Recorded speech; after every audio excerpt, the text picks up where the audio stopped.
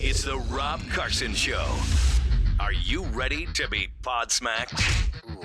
Now, here's Rob Carson. Here's episode number 77 of the podcast. Hello, and welcome to the show.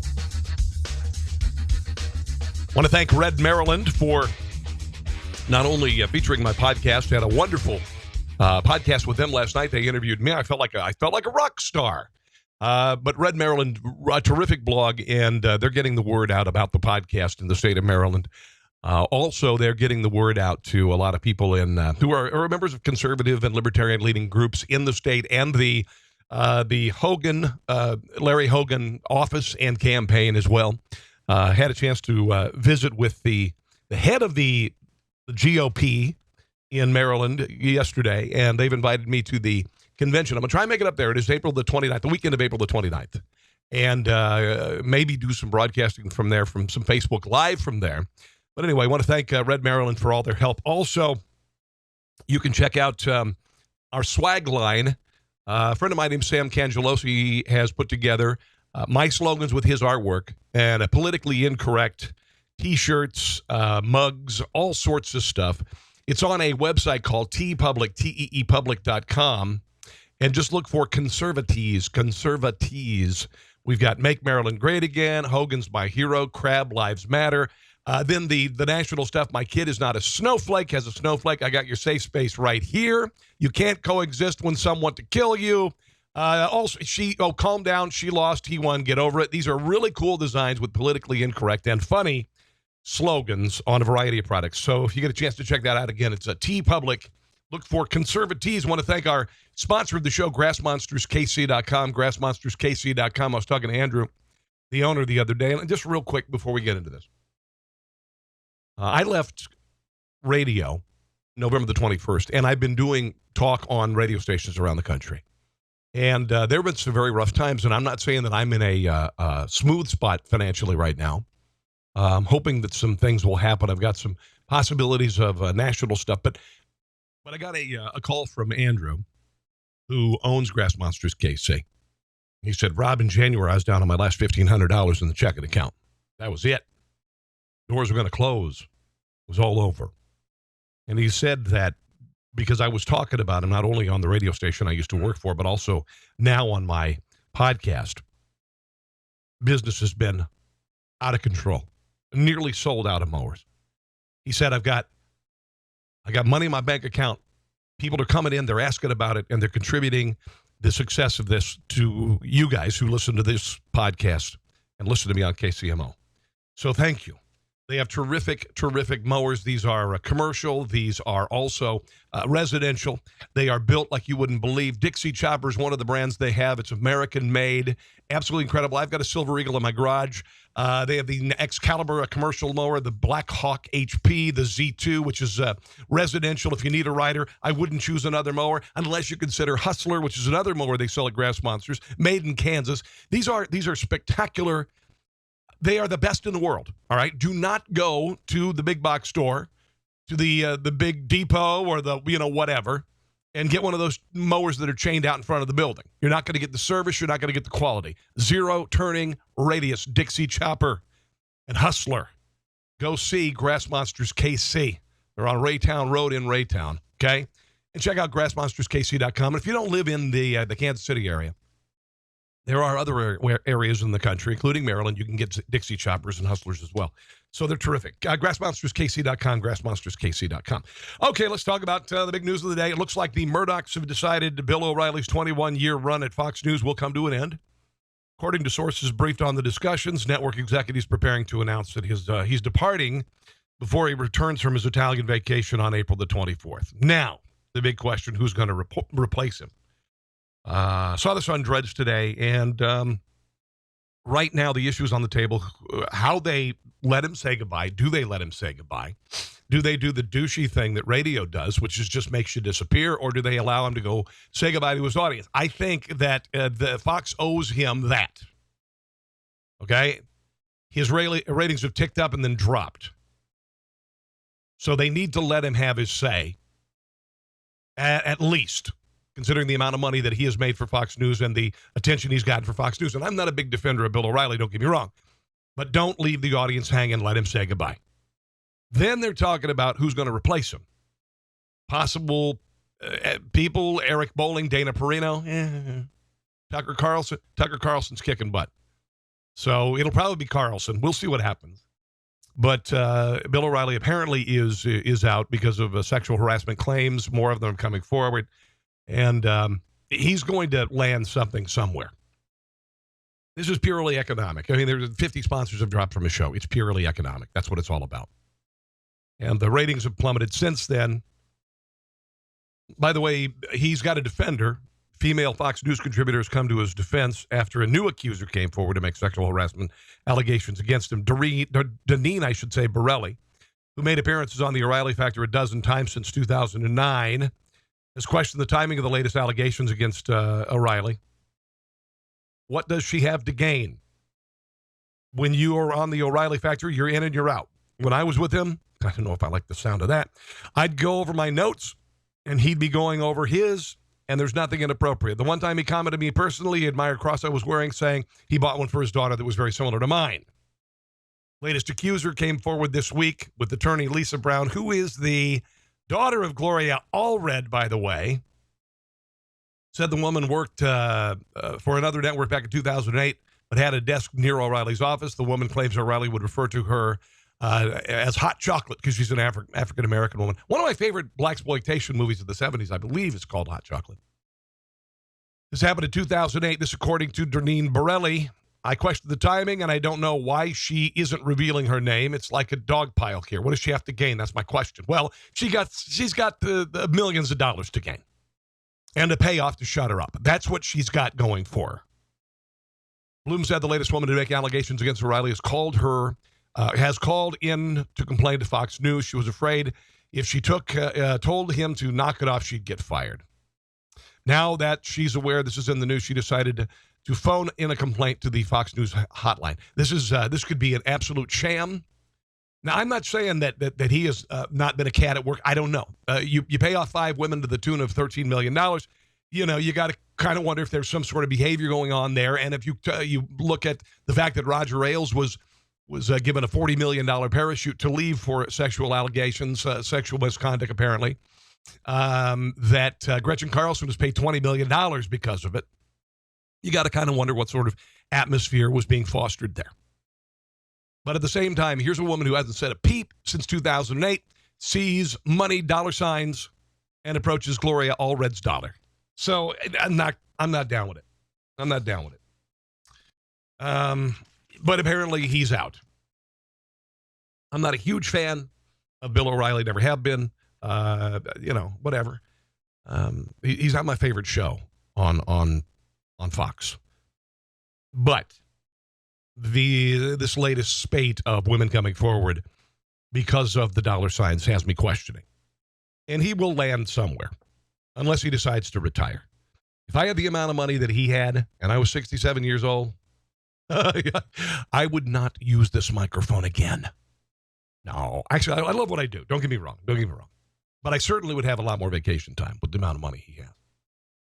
Oh, I mentioned this yesterday on Facebook. And by the way, you can check out my Facebook page at Rob Carson Show. Website, robcarsonshow.com. Steve Stevens' reign of terror came to an end on Tuesday morning thanks to McDonald's employees at the drive-thru. Erie, Pennsylvania. Now, we're talking about the Facebook killer here. This evil bastard who killed a 74-year-old man on Sunday. Just walked up to him, said, say this name of a woman involved in his life, and he did. He said, why would you say it? And he goes, well, this is the reason why I'm going to kill you, because of this person. Anyway, he pulls up to the McDonald's drive-thru, orders some chicken nuggets. And the Facebook employee recognized the guy, and they delayed working together, a couple employees there, delayed him getting his French fries. And it allowed police to arrive 30 seconds after the call being made. He screamed into the drive-thru, I can't wait, I need my McNuggets.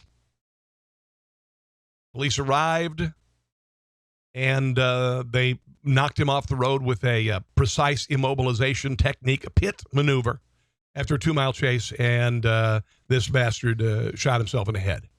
Steve Stevens. The McDonald's employees will be splitting a $50,000 reward.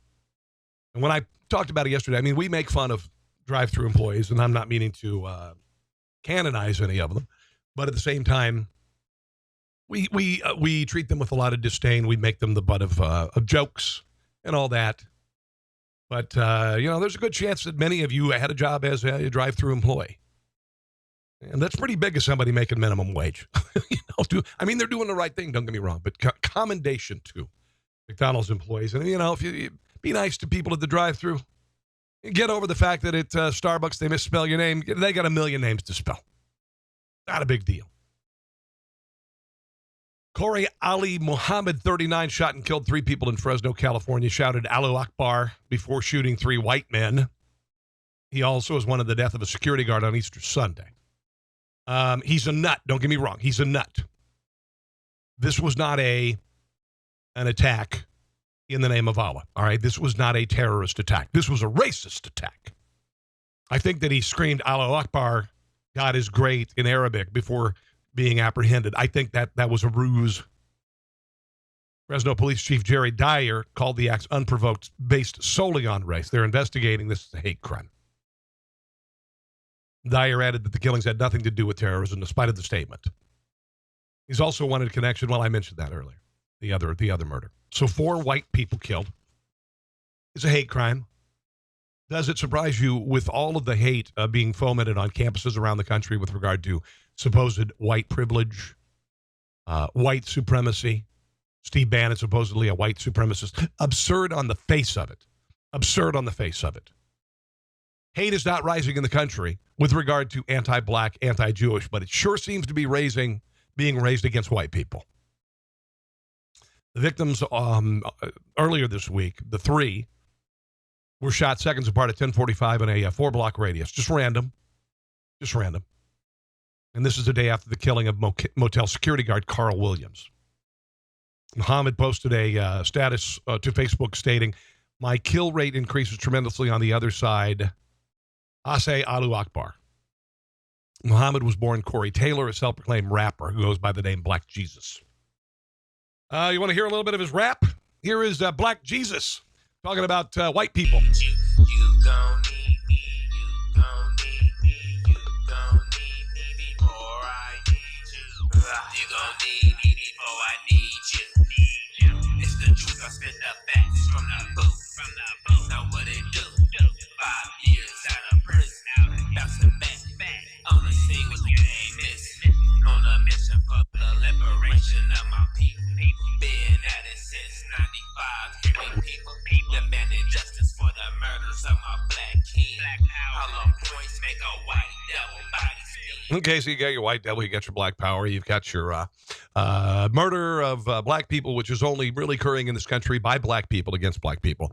In places like Chicago, whatever, the spree shooter had a lengthy criminal record, including a dismissed felony charge of an unlawful firearm in 2004, deemed mentally unfit to stand trial in 2005 after a grand jury indicted him on cocaine and firearm possession. Court documents in that case stated that he suffered auditory hallucinations and had at least 2 prior mental health hospitalizations. So obviously triggered by the hate that's happening in the world, in the country. Looks like Donald Trump's had the honeymoon from hell. As he approaches the end of his first 100 days, he's received by far the most hostile press treatment of any incoming American president, with the broadcast networks punishing with a coverage that's been 89% negative. Now, this is an improvement. It was 92 a couple weeks ago. For example, President Trump's push to invigorate the economy and bring back American jobs received a mere 18 minutes of coverage, while his move to renegotiate various international trade deals resulted in less than 10 minutes of TV news airtime. 8 years ago, in contrast, the broadcast networks rewarded new President Barack Obama with mainly positive spins, spent hundreds of stories discussing the economic agenda of the incoming liberal administration, and there was nothing good about it. Infrastructure spending, stimulus spending, that was it. Recreating the WPA, all right? Recreating what Franklin Delano Roosevelt did to delay the Great Depression. MRC analysts reviewed all of ABC, CBS, and NBC Evening News coverage of Trump and his new administration from January the 20th through April the 9th, including weekends. Networks spent 223 minutes on the battle over the president's executive orders aimed at temporarily banning immigration with 7 countries that are either failed states or otherwise safe havens for Islamic terrorism. All 3 networks showed their disdain by filling their newscasts with sound bites from those distressed by the order. Now, you also look at the number of questions being hurled at Sean Spicer. The vast majority of the first 3 months of the administration has been about this idiotic supposed Russian influence in the election and working with Trump, and there's no evidence whatsoever that it happened. If it did happen, it would have been unveiled before the election. It's a joke. It's a joke. Maxine Waters is bat crap crazy. And I think she's bordering on sedition. She is an elected representative of the United States of America. She works in Congress. She is one of the 3 branches, part of one of the 3 branches of the federal government. One of them is the executive, the judicial, okay, and then the legislative. She is calling for Donald Trump's impeachment. She is refusing to work with Donald Trump whatsoever, recognize him even as the president. That is dereliction of duty.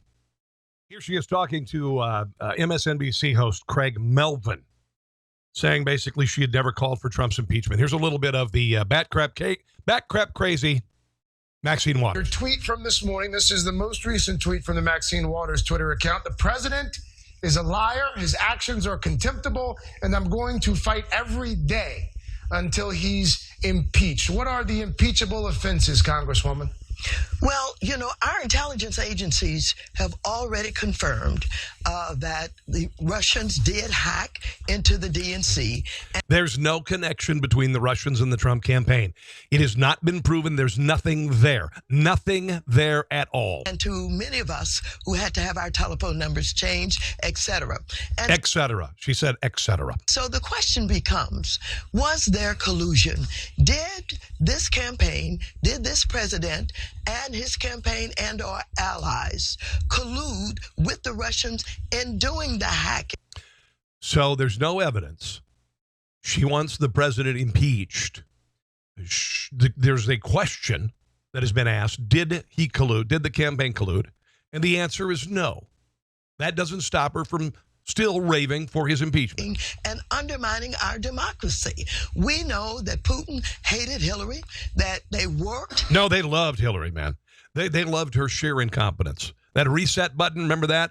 Oh, they with who was it? Was it Lavrov? Anyway, the reset button, they loved her incompetence. Oh, and by the way, they loved the fact that she was Secretary of State because they have 20% of the uranium mining rights in the United States now, thanks to Hillary Clinton. In some ways, to try and support Trump to get elected. They got what they want.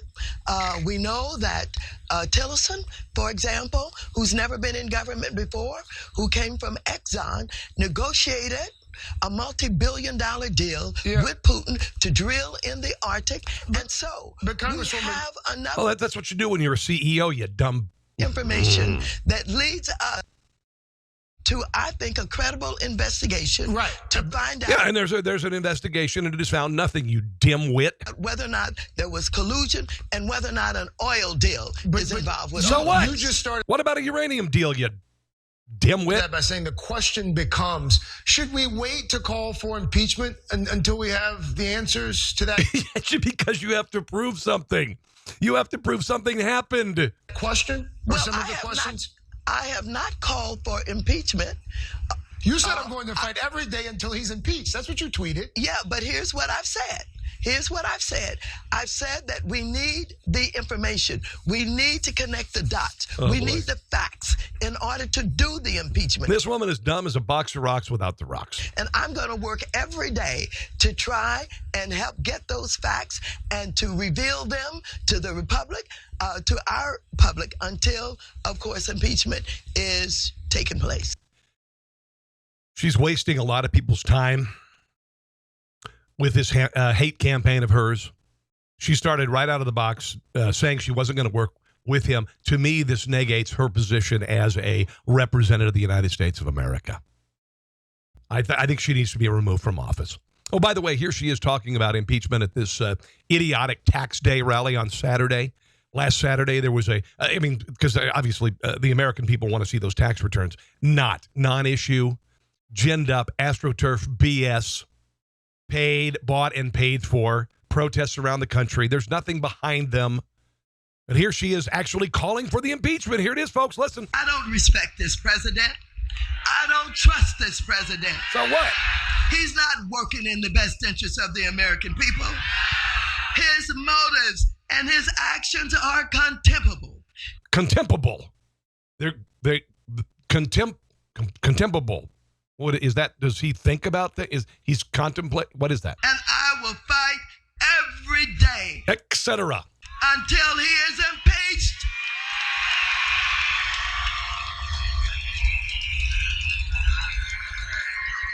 Here she goes. Impeach 45. Oh, God. Impeach 45. Ugh. Impeach 45. Don't forget who he is.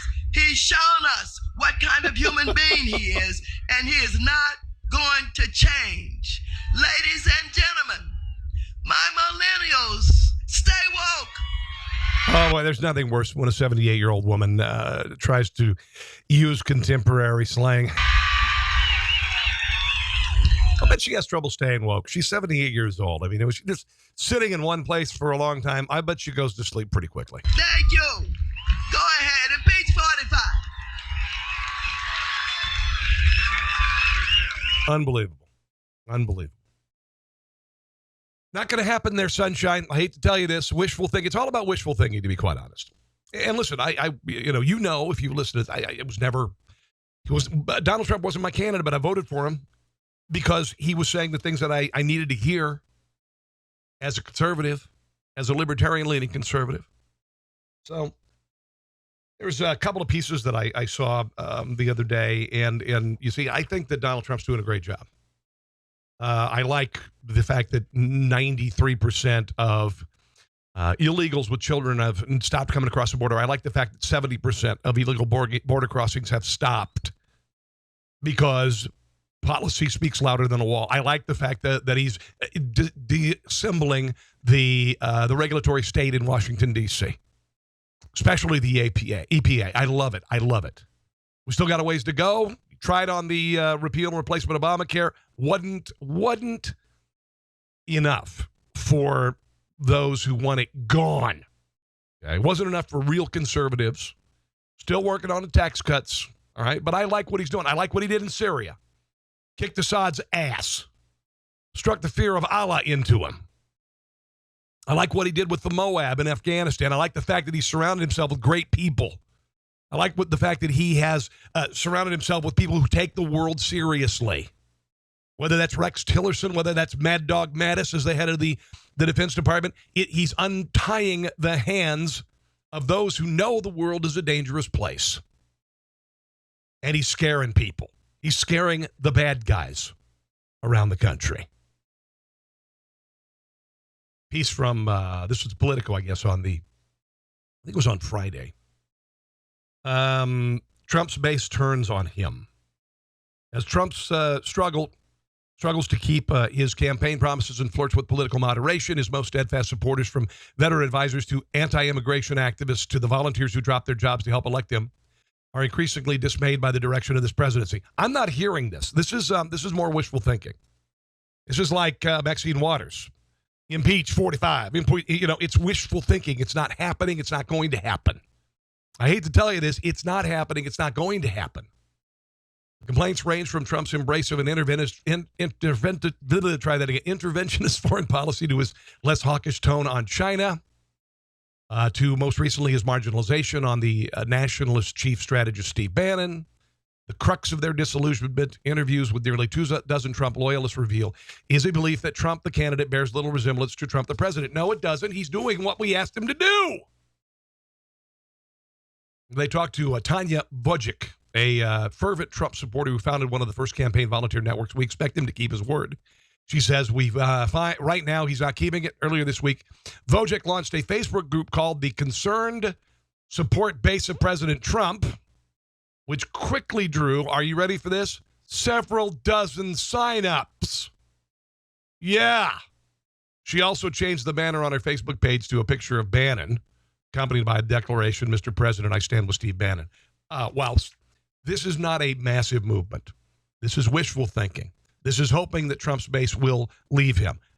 Trump's base is energized. They're just not talking to him. Story in the Washington Post from Aaron Blake. Ding! I think I got a notification of some kind there. The myth of the disillusioned Trump voter. Okay. New York Times reported Monday, key congressional district in Pennsylvania isn't thrilled with its choice of voting for Donald Trump for president, the 8th district outside Philadelphia. Quintessential suburban swing district that has the unusual distinction of voting for both Trump and Mitt Romney by the narrowest of margins the past 2 elections. Headline of the piece is Trump voters in a swing state district wonder when the winning will start. Now, here's a little piece from the article. Usually this pathway outside Parks Casino is reserved for self-flagellation, a private lament at the last 100 lost. But lately, as with most any gathering place around here since January, the checkout line, the liquor store, the park nearby, where losing lottery numbers are pressed into the mulch, patrons have found occasion to project their angst toward second-guessing a November wager. Okay, this is a crap hole. This is a crap hole. This is a slum. Okay. Teresa Remington, 44, says, just like every other damn president. She's a home care worker and the mother of 2 active duty Marines, scraping at an unlit cigarette. She has voted for Donald J. Trump because she expected to improve conditions for veterans and overhaul the healthcare system. Now, political bluster, Miss Remington said before making another run at the quarter slots. That's a pretty grim picture, and it's quite possible it's an accurate one of this particular district. But if it is, the district is not an accurate microcosm of Trump supporters more broadly, and it's not close. It is not close. It's a load of crap. It's not. It's not. Most people don't sit and play penny slots and smoke cigarettes and live in a slum. All right? The same day this story came out, the Pew Research Center has a poll showing very little buyer's remorse among Trump supporters. The poll showed just 7% of Republicans and Republican-leading independents say Trump has performed worse than they expected. Fully 38%, 5 times as many, say he's performed better. I say he's performed better. There's a real sense among some that Trump has underperformed, but it almost wholly on the Democrat side because they can't believe Hillary Clinton got her ass handed to her. And they can't accept the fact that she lost. By the way, again, if you go to tpublic.com, look for conservatives, there's one up there that says, she lost, he won, get over it.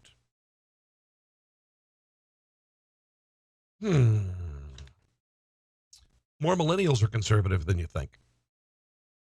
This is on CNN. A new paper suggests that Americans are more politically polarized than they've ever been in 46 years. Millennials are guiding this trend. Young adults born between 1980 and 1994, currently more politically polarized than Gen Xers. My generation, talking about my generation, ladies and gentlemen. According to the paper, which was published in the journal Personality and Social Psychology Bulletin on a Wednesday. Additionally, millennials are more likely to identify as conservative than either Generation X or baby boomers were at the same age. This according to Gene Tweng, professor of psychology at San Diego State University, lead author of the paper. High school seniors more likely to identify as political conservatives now compared to 10 years ago. Most surprisingly, more identify as conservatives now compared to the 1980s, presumably the area of the young conservative Alex P. Keaton on Family Ties. That goes against the common view of millennials as very liberal. Now, you got a bunch of things going on here. And I'll just tell you right now, part of that is Rush Babies. It is, okay? Alex P. Keaton didn't swing anybody to be a conservative. He was an actor on television. He was largely, he was very popular, but largely his ideas were marginalized, made fun of on the show. Around 1988, a guy named Rush Limbaugh rolls around, mom and dad listening to him in the car. Then the Obama administration started 8 years ago. These are kids who lived their formative years. If you look somebody who's 23 years old right now, they were 15 when Barack Obama took office. They graduated from high school. They graduated from college. There were no jobs. The economy was flat as can be. Somebody who's 27 years old now was 19, getting out of high school, going through college, graduating with nothing going on. Now, according to this author, Twing says, we know from other research millennials are more supportive of LGBT rights, gender equality, racial equality compared to previous generations. Given that, it suggests that millennial conservatives may be focusing on issues other than these, for example, economic issues and gun rights. Yes, thank you. This actually goes to the possibility, I guess, of more libertarianism. And again, I think a lot of this has to do with what Rush did in 88, 89, 90, through the 90s. I was writing for, I'm sure my writing, the political satire, had a lot to do with changing this generation, you know. But I think that some of these things, and like with me, for instance, you know, I'm a Gen Xer. I thought originally gay marriage should be left up to the states. The Supreme Court settled that. And honestly, when it comes to gay marriage, I don't think it's a big deal because, you know, if two souls want to commit to life together, I don't think the soul has a penis or a vagina. And if this is indeed the ultimate sin, then it'll be figured out in the afterlife. That said, churches shouldn't have to perform gay marriages, but if they want to, go for it. Go for it, okay? Not that big a deal. Don't try to take my guns away. Don't raise my taxes. Support my military. These are all important things to me. My son is 17, and we don't talk politics a lot, but I believe that he is very similar in his views to me. I think that marijuana should be decriminalized, and I think it should be up to the left of the states if they want to make it legal in states. I don't care. Doesn't matter. Want to smoke a joint? Go ahead. I don't smoke it. I'm not into it. The whole deal. There are others, you know, some socialists. Listen, I'm pro-life, okay? I'm pro-life. And the reason being, I was a fetus. Now, I also believe that social moray, we are seeing a change with millennials. They are more pro-life, all right? So some things don't matter as much socially. Some still are very important, like being pro-life, except if you're on campuses everywhere, where, you know, there are a lot of bat crap, crazy millennials being fed, you know, all this BS. But I think the boomers are beginning to fade. Nothing against you boomers. The boomers are beginning to fade as a majority. Gen X and millennials, many more people are involved in those generations, and now not as many boomers are around. And I think their influence, which was profoundly left of center for many of them, not everybody. I'm not going to paint you all as commie libs, but the 60s, the teen years and 20s of the baby boomers was dominated by leftist ideology. Oh, and do I want to go here? Well, let me give you an example. All right. And I'm going to wrap things up with this, and be ready to have your head explode, because this is going to be filled with just gobbledygook. And this is what's going on campus. You know, despite all of this crap that's going on campus, millennials leaning a little bit more conservative. Wellesley College becoming an enemy of free speech. The student newspaper at the school denied that in this case, and yet said hostility may be warranted for those who are given the resources to learn and either continue to speak hate speech or refuse to adapt their beliefs. Okay, this gets scary. This gets scary, because what's happening right now on campuses is that if you bring a conservative ideology to campus, it is hate speech.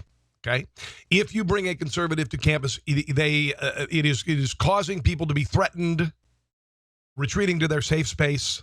They're doing everything they can to shut up opposing viewpoints, and they're using the worst arguments ever, claiming it's hate speech, saying it's threatening to them. All of these things.